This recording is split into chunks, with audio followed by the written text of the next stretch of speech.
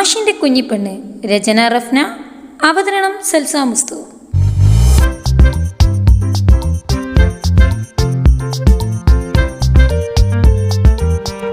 പുറത്തെ നിലാവിൽ മിഴിയേറ്റ് നിൽക്കെ അഞ്ജുവിൻ്റെ മനസ്സ് പിടയുന്നുണ്ടായിരുന്നു.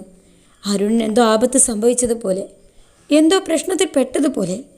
പോയ ലച്ചുവും പൊടിയും തിരിച്ചു വന്നു. അവർ ഇവിടെ അപകടമാണെന്ന് പറഞ്ഞ് മനസ്സിലാക്കിയത് കൊണ്ട് കുറച്ച് ദിവസം മാറി നിൽക്കാൻ ആ ചേച്ചിയെ പറഞ്ഞ് മനസ്സിലാക്കിയിട്ടുണ്ട്. കൂടെ ആ ചേട്ടനും ഭർത്താവ് കർണാടകയിൽ കച്ചവടത്തിന് പോയതാണെന്നൊക്കെ അവരോട് പറഞ്ഞിരുന്നു. ഡെലിവറി അവിടെ എത്തിയ ഉടനെ ഉണ്ടായിരുന്നു. ആ മോളെയും കണ്ടിട്ടാണ് അവർ തിരിച്ചു വന്നത്. മാളു, അവളെക്കുറിച്ച് ഓർക്കും തോറും നെഞ്ച് നേറുന്നുണ്ട്. മരണം അതെത്ര ഭയാനകവും അതുപോലെ സുന്ദരവുമാണ്. എന്തെങ്കിലും സംഭവിക്കുമെന്ന് പേടിച്ചുകൊണ്ടാണ് ഇന്ന് ഓരോ ജീവനും ജീവിക്കുന്നത്. പക്ഷേ അതിനെ പേടിക്കേണ്ട ആവശ്യം ഇവിടെ ഉണ്ടെന്ന് തോന്നുന്നില്ല.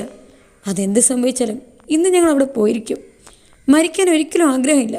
പ്രാണൻ്റെ കൂടെ ജീവിച്ച് തുടങ്ങിയിട്ടില്ല ഇതുവരെ. കല്യാണശേഷം ഒന്നും ഉള്ളു തുറന്ന് ചിരിക്കാൻ പോലും കഴിഞ്ഞിട്ടില്ല. അഞ്ജുവിൻ്റെ ചിന്തകൾ പല വഴി സഞ്ചരിച്ചു കൊണ്ടിരിക്കുകയാണ്. ജുബിയും പൊടിയും കൂടെ അഞ്ജുവിൻ്റെ അടുത്തേക്ക് വന്ന് വിളിച്ചത്.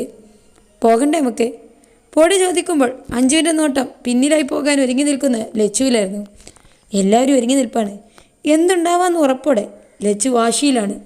ജുബിക്ക് പേടിയുണ്ടെന്നറിയാം എല്ലാവർക്കും, പക്ഷേ ഇതുവരെ ആരോടും പറഞ്ഞിട്ടില്ല. എന്തിന് കൂടെ ഉണ്ടെന്ന ആത്മവിശ്വാസമാണ് അവളാണ് എല്ലാവർക്കും കൊടുക്കുന്നത്. പൊടി ചിരിയോട് പ്രാർത്ഥിക്കുന്നുണ്ട് ഒന്നും സംഭവിക്കാതെ നിൽക്കാൻ. പോകാൻ നേരം എല്ലാവരും അവർക്ക് വേണ്ട ആവശ്യമായ സാധനങ്ങൾ അവിടെ നിന്ന് എടുത്തിരുന്നു. ജുബി മാത്രം കയ്യിൽ ഒന്നും കരുതാതെ നിൽക്കുന്നത് കാണേ അഞ്ജുവിന് ചോദിക്കണമെന്നുണ്ടെങ്കിലും അവളെ പേടിപ്പിക്കേണ്ടെന്ന് കരുതി ഒന്നും പറയാതെ ലാബ് ലൈറ്റ് ഓഫ് ചെയ്ത് പുറത്തേക്കിറങ്ങി. രാത്രി നന്നായി ഇരുട്ടിയിട്ടുണ്ട്. മാളുണ്ടെന്ന് പറയുന്ന വീട്ടിൽ വെളിച്ചമുണ്ടെങ്കിലും അധികമെന്ന് പറയാനൊന്നുമില്ല. ഇനി അവിടെ ഉണ്ടാവില്ലേ? ആ ഒരു സംശയം അവരിലുണ്ടായിരുന്നു. ട്രേസ് ചെയ്ത് നോക്കിയപ്പോൾ ആദ്യം കാസിമംഗളുടെ ഫോൺ ഡിസ്കണക്റ്റായി. അവർ അവിടുന്ന് കൊണ്ടുപോയത് കൊണ്ടാകുമെന്ന് ഉറപ്പിച്ചു. കുറച്ച് മുന്നെയാണ് വീണ്ടും അങ്ങോട്ട് തന്നെ കൊണ്ടുവന്നത്. പൊടി കണ്ടു എന്ന് പറഞ്ഞു. നേരിട്ട് റോഡിലേക്ക് ഇറങ്ങാതെ ആ വീടിൻ്റെ അപ്പുറത്തായിട്ടുള്ള വീട്ടിലേക്കാണ് അവർ പോയത്.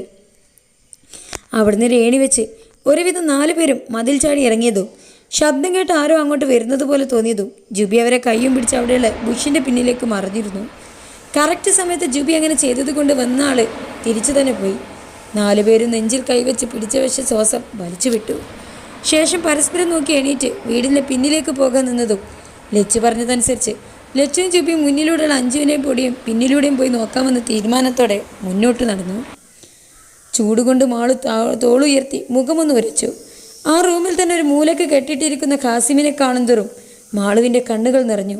തൻ്റെ ജീവൻ രക്ഷിക്കാൻ ശ്രമിച്ചതുകൊണ്ട് എല്ലാ രാക്ഷസന്മാരും കൂടി പട്ടിയെ തല്ലുന്ന പോലെ തല്ലി.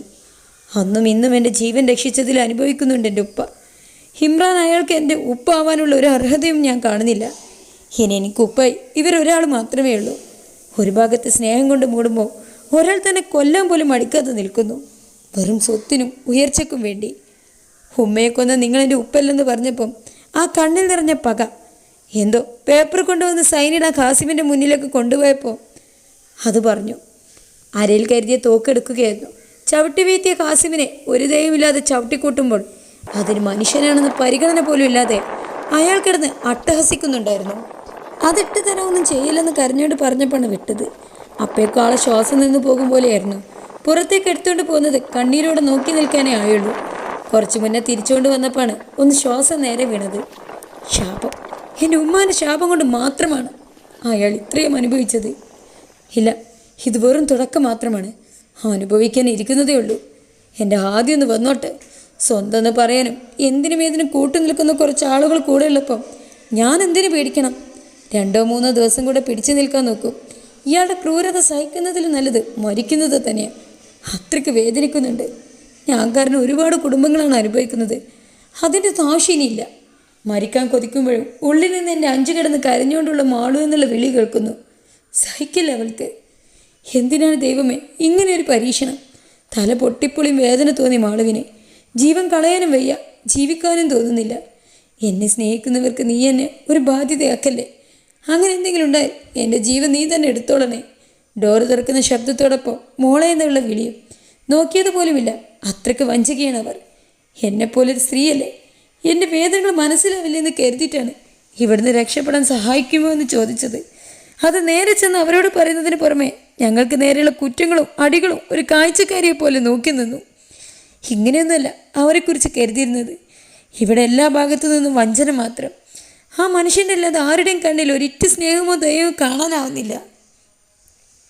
തന്നെ കൊല്ലരുതെന്ന് പറഞ്ഞത് കൊണ്ടാണോ എന്നറിയില്ല, മാനസികമായി മാത്രമേ തളർത്തുന്നുള്ളൂ. എന്നാൽ കാസിമിങ്ങളിനെ അങ്ങനെയല്ല. വീട്ടുകാരെക്കുറിച്ച് ആവലാതിപ്പെടുന്ന അവരോട് അവരങ്ങനെ ചെയ്യും ഇങ്ങനെ ചെയ്യുന്നെല്ലാം പറഞ്ഞ് മാനസികമായും സഹിക്കുന്നതിലപ്പുറം ശാരീരികമായും തളർത്തുന്നു. മനുഷ്യന്മാരെ തന്നെയല്ലേ ഇവരും. ഒരാളുടെ ശരീരത്തിൽ നിന്നും രക്തം കിരിയുമ്പോൾ അത് നോക്കി നിൽക്കാൻ എങ്ങനെ കഴിയുന്നു അവർക്ക്? മനുഷ്യർ ഇത്രയ്ക്ക് താഴ്ന്ന് ചിന്തിച്ച് തുടങ്ങിയിരുന്നു. കല്ല് പോലുള്ള ഹൃദയമാണ് അവർക്കെല്ലാം. അടുത്ത് വന്ന് ഭക്ഷണം നീട്ടി അവരുടെ മുഖത്ത് പോലും നോക്കിയില്ല. അതിനുള്ള യോഗ്യത പോലുമില്ല. മകൻ അവിടെ ജോലിക്കാണ് എതിർത്ത് ജീവൻ പോകുമെന്ന് പറയുന്നുണ്ട് അവർ. അതുകൊണ്ട് ചെയ്തു പോയതാണെന്ന്. അവർ തന്നെ അത് വാരിത്തരുമ്പോൾ കണ്ണുനീർ കാഴ്ചയായി മറിച്ചിരുന്നു. റൂമിൽ ഇരുട്ടാണ്. അവർ പോയതും പുറത്ത് സ്ട്രീറ്റ് ലൈറ്റിൻ്റെ വെളിച്ചമാണെന്ന് തോന്നുന്നു. മുറിയിലെ കരണ്ട വെളിച്ചം അടിച്ച ഉടനെ നോട്ടം വീണ്ടും തളർന്ന് തല താഴ്ത്തി മയങ്ങുന്ന കാസിമിൻ്റെ മുഖത്തെത്തി. എനിക്ക് രക്ഷപ്പെട്ടില്ലെങ്കിലും വേണ്ടില്ല, ആ ജീവൻ എങ്ങനെയെങ്കിലും രക്ഷിക്കണം. എന്തും ചെയ്യാൻ ഞാൻ തയ്യാറാണ്. എങ്ങനെ ഇവിടുന്ന് രക്ഷപ്പെടുമെന്നൊരു ഐഡിയ പോലുമില്ല. കയ്യും കാലും ഇട്ട് കെട്ടിയിട്ടിട്ട് കാണല്ലോ. എന്തെങ്കിലും ഒരു വഴി ഉണ്ടായിരുമായിരിക്കും. എത്ര ദിവസമായെന്ന് കൃത്യമായി അറിയുന്നില്ല. കൂടുതലായുള്ള മയക്കം കൊണ്ടാണ്. ഉള്ളിലൊരു പ്രതീക്ഷയുണ്ട്, എന്നെ തേടി ആരെങ്കിലുമൊക്കെ വരുമെന്ന്. കണ്ണടക്കവേ മനസ്സിലേക്ക് മറ്റൊരു മുഖം തെളിച്ചു വന്നു. ആദി ചേർത്ത് പിടിച്ച് അവസാനമായി ചുംബിച്ചപ്പോൾ, എന്നും കൂടെ ഉണ്ടാകും, ഇനി അങ്ങോട്ട് നിനക്ക് ജീവിക്കണമെന്ന് പറയുമ്പോൾ കരുതിയില്ല അതിങ്ങനെയുള്ള ഒന്നിൻ്റെ മുന്നേയുള്ള കുറച്ചു നേരത്തെ സന്തോഷം മാത്രമാണെന്ന്. ഈ സമയം കടന്നു പോകുമെന്നല്ലോ. ഒന്നെങ്കിൽ ഇതാകും അവസാന നിമിഷങ്ങൾ, അല്ലെങ്കിൽ ഒരു തുടക്കം. മരിക്കേണ്ടി വന്നാലും അയാൾക്ക് സ്വത്ത് എഴുതി കൊടുക്കില്ല. നേരത്തെയുള്ള ഉപ്പ് ബാങ്കിൽ നിന്നും പേപ്പേഴ്സ് കിട്ടാനുള്ളതായിരുന്നു. ക്യാഷ് കിട്ടണമെങ്കിൽ ഇനി അതിന് ഉമ്മാൻ്റെ ഒപ്പുള്ള പേപ്പേഴ്സ് വേണം. അതിനാണ് അയാൾ കാത്തിരിക്കുന്നത്. അതും കൊണ്ട് അവർ വരുമായിരിക്കും. ആ സമയം കൊണ്ട് പലതും മനസ്സിൽ ഉറപ്പിച്ചിരുന്നു. ഉള്ളിലപ്പോഴും വല്ലാത്തൊരു നീറലുണ്ടായിരുന്നു. അരുൺ ഡാ. എനിക്കൊന്നുമില്ലടാ. പിന്നിലേക്ക് വീണ അരുൺ എണീറ്റ് മുന്നിലുള്ള ഇമ്രാനെ കോളറിലായി പിടിച്ചു. വെടിവെച്ച സമയം തന്നെ അരുൺ സൈഡിലേക്ക് മാറിയത് കൊണ്ട് അരുണൊന്നും പറ്റിയിരുന്നില്ല. റാഷിക്ക് വേദന തോന്നി തുടങ്ങിയതും അരുൺ അവൻ്റെ അടുത്തേക്ക് ചെല്ലാൻ നിന്നു. മുന്നിലുള്ള ഇമ്രാൻ അരുണിനെ പുച്ഛത്തോടെ നോക്കി. ഇത്രയും പേരെ അടിച്ചിട്ട് പോകാൻ ഇത് സിനിമയോ സീരിയലല്ല. അതുകൊണ്ട് ഹാദി, നീ തന്നെ പറഞ്ഞു കൊടുത്തേക്ക് ഇവരോട് അതിബുദ്ധി ആപത്താണെന്ന്. എന്നെ തോൽപ്പിക്കാൻ ഇനി നീയൊക്കെ വേറൊരു ജന്മം എടുത്താലും ആവില്ല. അതുകൊണ്ട് പറയുകയാണ്, മര്യാദക്കെങ്കിൽ അങ്ങനെ, അല്ലെങ്കിൽ മാണിങ് എന്ന പോലെ അവരെ നേരെ വിരൽ ചൂണ്ടി ഇമ്രാൻ കണ്ണുകൊണ്ടെന്തോ കാണിച്ചതും വക്കീൽ അയാൾ അടുത്തേക്ക് വന്നു. എന്തായാലും നമുക്ക് സമയമില്ല, എത്രയും പെട്ടെന്ന് അങ്ങോട്ട് എത്തണം. അവളെ വെച്ച് കളിച്ചാൽ ഇവന്മാരൊന്നും അഴിയും. ആ തന്തയ്ക്ക് തന്നെ അവളോടുള്ള സ്നേഹം കണ്ടതില്ലേ? അപ്പോൾ ഉറപ്പിക്കാം ഇവന്മാർക്ക് എത്രത്തോളം കാണുമെന്ന്. ഇനി അതേ വഴിയുള്ളൂ. വക്കീൽ ശരിയെന്ന പോലെ തലയാട്ടി.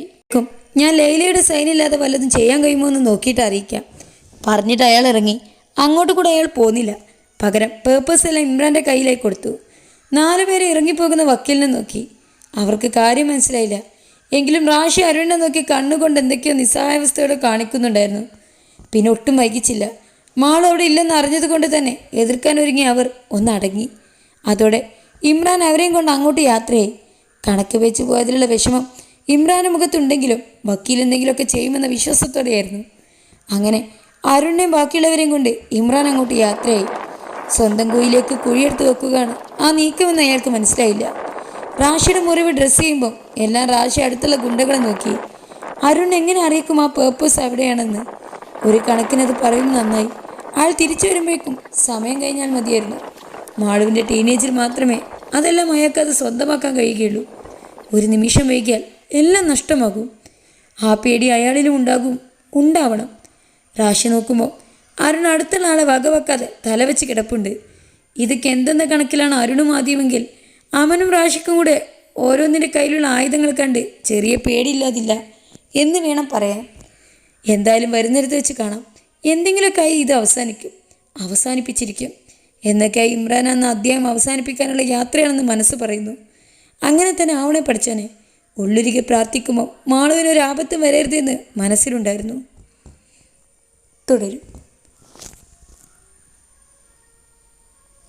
മാളു രക്ഷപ്പെടുമോ ഇല്ലയോ കാത്തിരിക്കാം. ചാനൽ സബ്സ്ക്രൈബ് ചെയ്ത് തൊട്ടപ്പുറത്തുള്ള ബെല്ലൈക്കണും കൂടെ പ്രസ് ചെയ്യുക. ഇനി എന്തൊക്കെ സംഭവിക്കാൻ പോകുന്നതെന്ന് നമുക്ക് കാതോർത്തിരിക്കാം. അപ്പം നമുക്ക് വീണ്ടും കാണാം. Signing out. Thank you for watching. By.